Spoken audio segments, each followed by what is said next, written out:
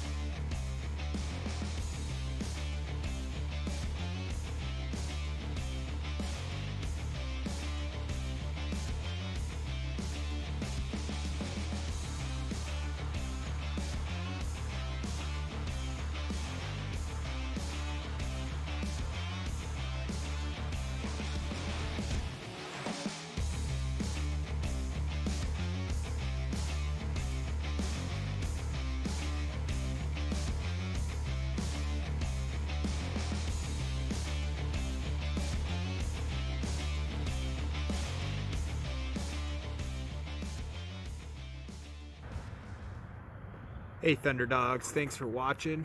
All in all, swapping a Dana 30 axle shaft's a relatively easy process, even out in sub-freezing temps.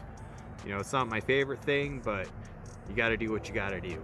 We're doing our best to make it to King of the Hammers 2023, but a lot of work and a shoestring budget doesn't really go hand in hand. Nevertheless, we're charging forward with or without confidence. Even if we don't quite make our goals, we still have a lot of scenic trails and awesome rides to see here in North Idaho. If you appreciate our work and want to become part of the team, you can head on over to our Patreon account at patreon.com/Thunderdog Racing, where you can chip in on gas or become a full-fledged racing sponsor. It's up to you. At any rate, we're glad you stuck around for the entire video. Don't forget to click like and subscribe, and also comment, because I can answer a lot of questions for you guys having technical difficulties. Just let me know. And above all else, we hope to see you out on the trail having fun. See ya.